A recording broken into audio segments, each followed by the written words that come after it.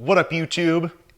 Pat for this I'm Boughton here, back in the shop of history discussions to bring to you the second in a series of videos that I started some time ago on knives of the world, where I discuss how a particular knife as a historical and cultural artifact represents the people from which it came. The last video was on the Bowie knife and how it was representative of America as a people, and today I bring to you the Kukri and how it is representative of the Nepalese as a people. Here I have with me the Fallow Custom that I got from not from Himalayan imports, from Kailash Blades, which there's a great review on. And here I have the Tops Knives Bushcrafter Kukri, which there will likely be a review on sometime in the future, as examples to discuss. Now, the Kukri. Excuse me, I have notes here, so don't be worried about me looking down because I got a lot to talk about, so there's a lot to consult. So, the Kukri. God damn, that's a hell of a knife. Now, I know Crocodile Dundee was wielding a Bowie when he said, "This is a knife," but even the Bowie gets the "that's not a knife" treatment when a Kukri is unsheathed. I am of the personal opinion that the Kukri is the most versatile and useful knife design on the face of the earth, and as I describe its history and cultural significance to the Nepalese, I would hope that you may also become convinced of that fact. So let's talk about the blade and design itself. A Kukri is, this, and it's marked by a more bottle-shaped handle. There's various knife designs, but you'll traditionally find these stripes. The handle will be made of, historically or traditionally, either buffalo horn or wood. This one is made out of Raptimicarta, and you will find a downward sloping blade with a large belly on the front and a recurve towards the handle. The sheaths, this one is a tooled leather built in kind of a Western design, but traditional and historical Kukri sheaths are shells made out of cottonwood wrapped in buffalo rawhide and can be carried either looped into like a sash or a belt, or hung from the side, or carried on the back of the body like this. There's a number of ways you can successfully and usefully carry a Kukri, based largely in part on the design of the sheath. Now, there are three primary standing theories that have been floated by author and historian Craig Lawrence on the origin of the Kukri design. The first that he posits is that it is based on the kopis or kopis sword design that was wielded by the Macedonians in the 4th century CE as they expanded east into India, employed by Alexander as he expanded the Roman Empire. If you've never seen a kopis, it looks like this. It has a bit of a handguard, not all the way around, and you'll probably look at it and be like, dang, that's a huge Kukri, because it kind of is. The second theory posed by Lawrence is that it was a sword and knife design that were used by the Mallas, or the Malla kingdom, from the 12th to the 18th century as they occupied the Nepalese region or northern India. The third is that, and this is the one that Lawrence himself believes most heartily, is that it was a knife design that evolved and developed independently by the peasantry of Nepal as they lived mostly isolated lives. For my part, and granted, I will admit that Lawrence is likely a more well-versed expert in the region and the history of the Gurkhas and Nepal, but when I think as an amateur historian to what I just know about how history and cultural exchanges have taken place over the centuries, I'm more likely to be persuaded that it came from the kopis sword design, especially since the kopis and the Macedonians were invading and occupying that northern region that the Mallas extended from, and the way ideas evolve and develop over time, even the Indian and Nepalese region shares a number of religious and linguistic and cultural similarities to other parts of the region like Iran and southern China. And I find it personally hard to believe that it was a completely isolated evolution, though it's not out of the question.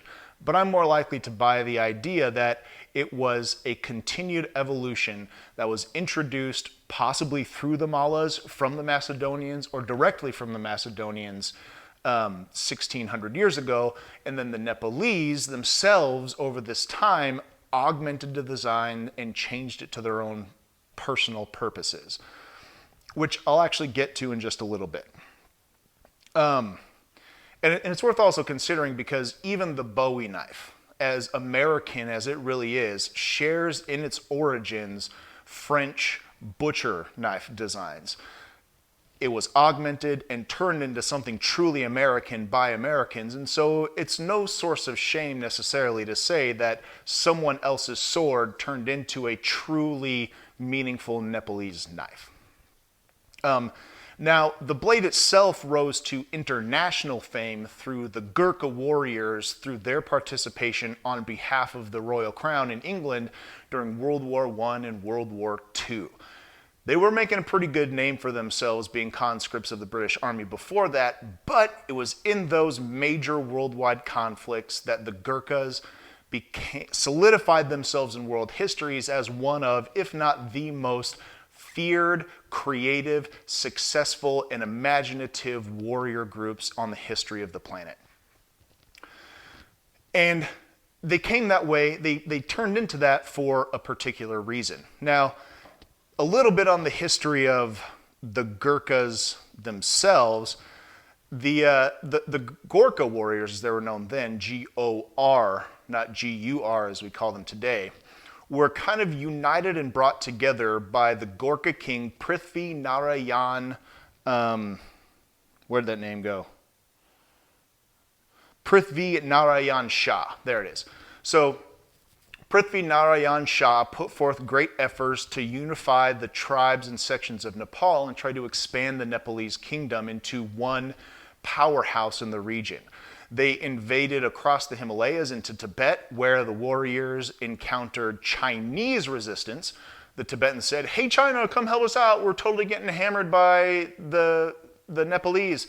And it took an entire Chinese army to push the Gurkhas back over the Himalayas, and they did not counterattack, partly because of the fierceness and creativity of the Gurkhas, and partly because there was an entire mountain range in the way.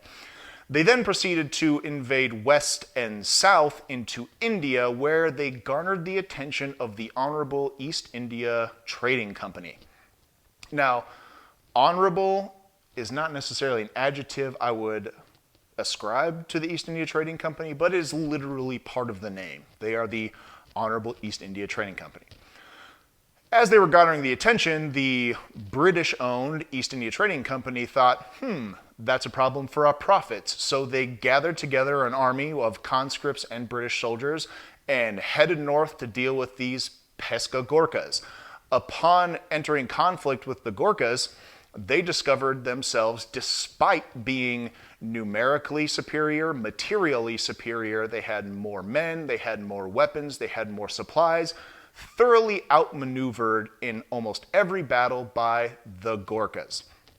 This is where you get a number of conflicting reports about what happened. If you ask the British, they say, we defeated the Gurkhas, but we gave them their territory. You ask almost everybody else, and they say, the Gurkhas defeated the British and were thus able to keep their territory. At the end of the day, it came to the British attention that invading Nepal would become an extraordinarily costly and damaging endeavor, and it wasn't worth the effort. So you can't beat them, hire them. They chose to hire the Gurkhas as a special kind of a special forces unit into their army. And they have a lot of experience with colonies where a group of people that would rather die than become colonized does not make a good colony, which can be reflected in the Gurkha warrior punchline or catchphrase or motto, it is better to die than to live a coward. That is something that is thoroughly reflected across the entire Gurkha kingdom during this time period. So they said, we can't beat them, let's hire them. They conscripted Nepalese Gurkhas into service and employed them across the world to work as armed warriors on behalf of the British Crown. They would offer them citizenship, they would offer them money, they would give their families a nice boost up as long as they would spend 10 years in service. Now, I'm not going to go into the full in-depth history and exploits of the Gurkhas, but you can't talk about the Kukri without talking about the Gurkhas because they're the ones that made this such a well-known knife, and they are kind of one of the prides of Nepal, right? The knife and the Gurkhas.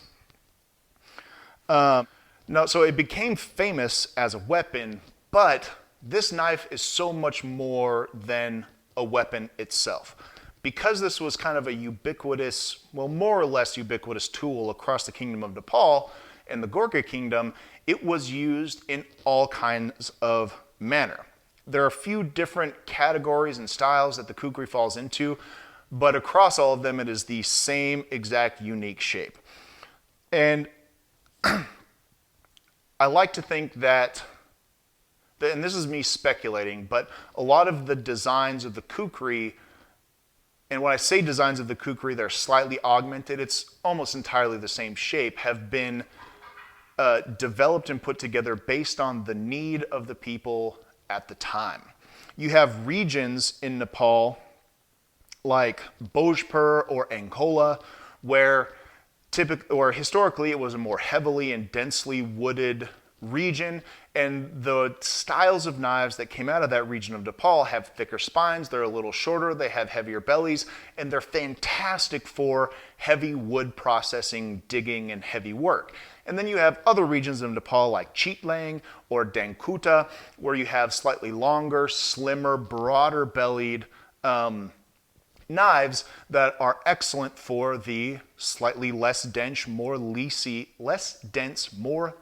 vegetation of the region. And that says something about the utilitarianism and creativity of the people and the knife itself and its use. The environment tends to dictate how the blade is augmented. You have extremely large kukris that are like major swords, and they're crazy heavy, and they're often used in ceremonial, sacrificial ceremonies, traditional sacrificial ceremonies of buffalo, where one swoop of this giant blade will behead the buffalo.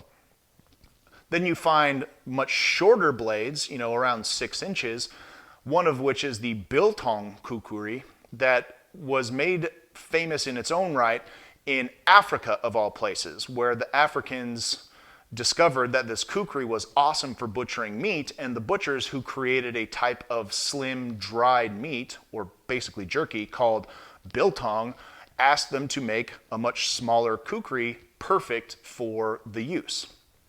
And interestingly enough, just in the store today, I saw this.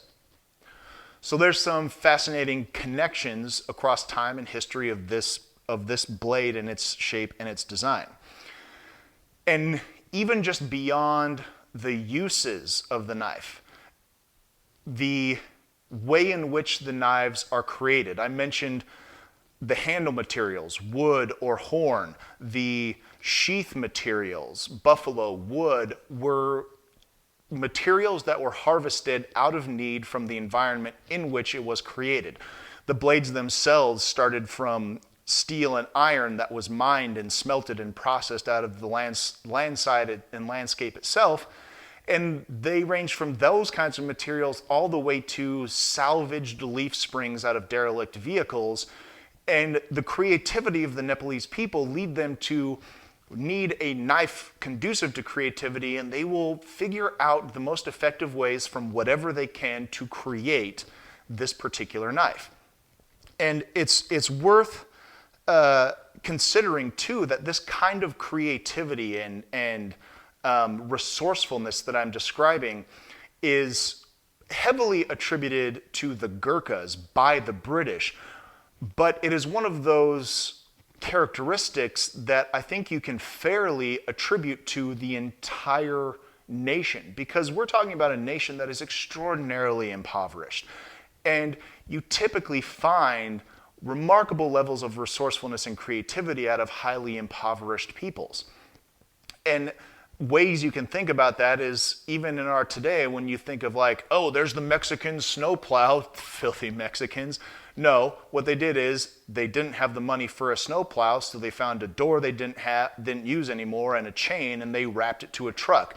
That's not, the pity-deserving unfavorable circumstances of the poor. That's engineering. That's resourcefulness. Give that guy a job. You hear all the talks about the redneck roller coaster or the redneck barbecue where, well, I didn't want to finish this stale beer, so I cut open a can and I put in a hot dog and put it on a fire, and now I have beer brats. That's not the weakness of an impoverished people. That's engineering and resourcefulness. And the Nepalese are exactly that. They are resourceful, they are creative, they are positive, and this particular knife, from the range of uses it fills, shovels, axes, knives, slicing, cutting, chopping, this knife can do all of that. Is it a king at one of them?